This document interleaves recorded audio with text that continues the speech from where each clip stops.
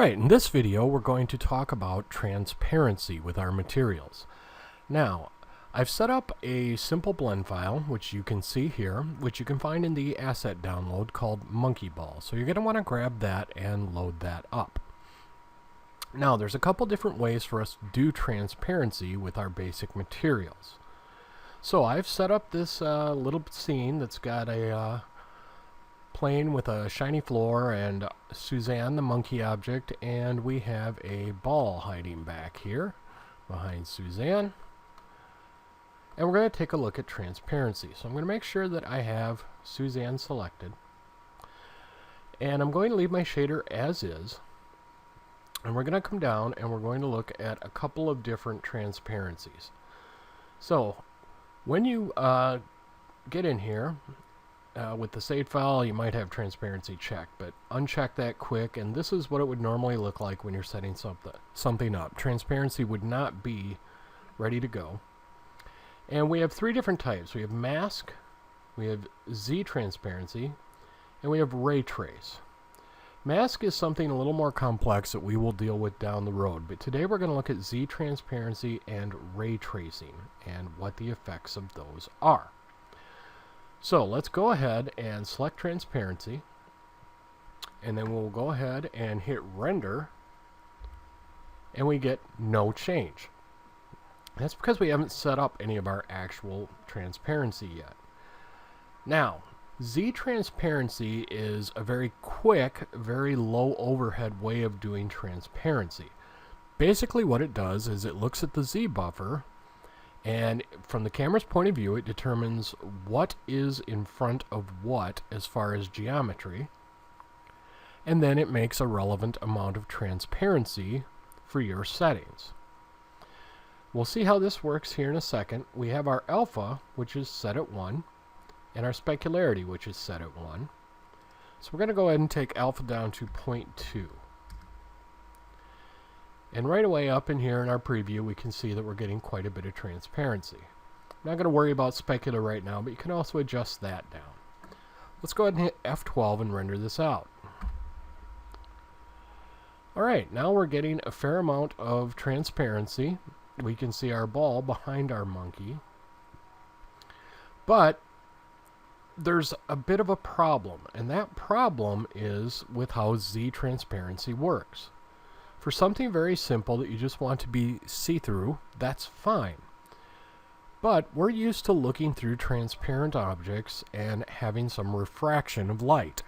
That does not happen with Z transparency. We can adjust our alpha, we can adjust our specular, but we don't get any of the refraction that we're used to seeing with most things in the real world. For that, we have to use ray trace. So I'll set my Z transparency back and re-render back to our regular scene. And let's go over and check out ray trace.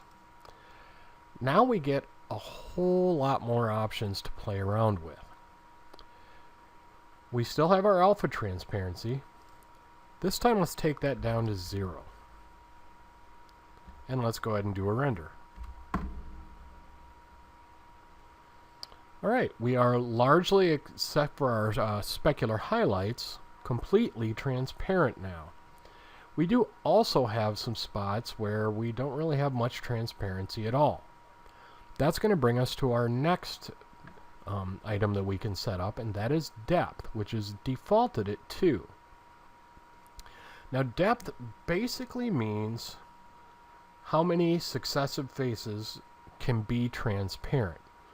So with a default of 2, and by successive I mean from the camera looking into our scene, faces of an object that are in front of each other from this point of view. Well, with a default of 2, we can only have up to 2 that are transparent, and after that they're not going to be transparent anymore.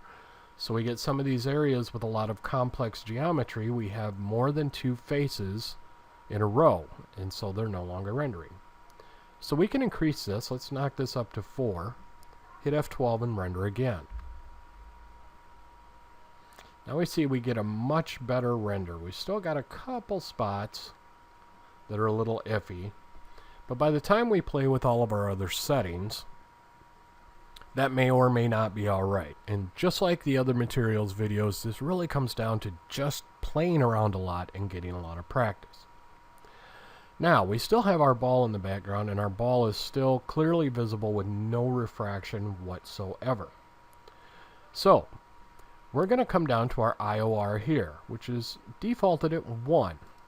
Now I'm going to put in 1.03. And by the 0.03 you can see that a little refraction goes a really long way. So we'll enter that and re-render.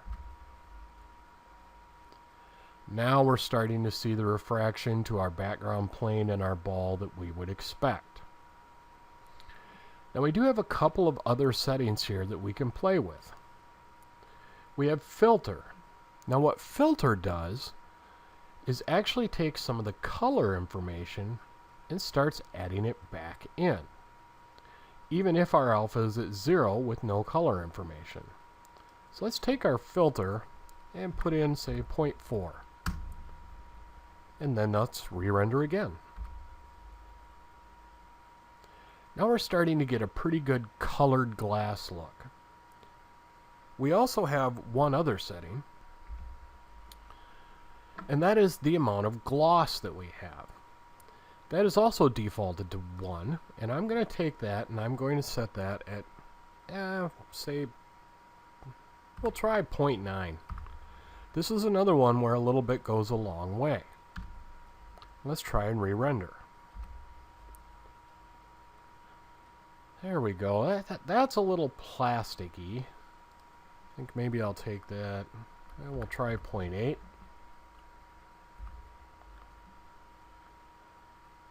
That's getting to be better. We're starting to get that frosted glass look.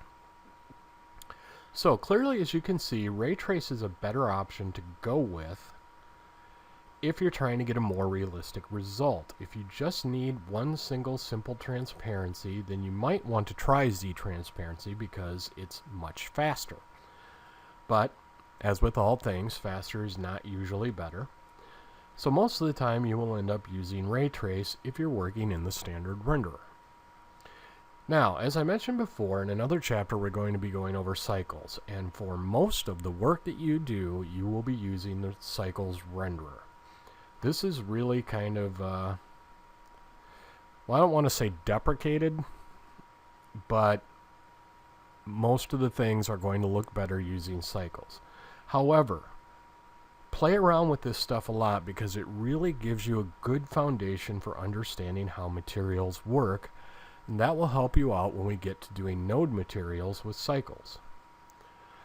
Alright, that should about cover our transparency. Take this file and just play around with some of the things in it and see what different things do. And after that, I'll see you in the next video.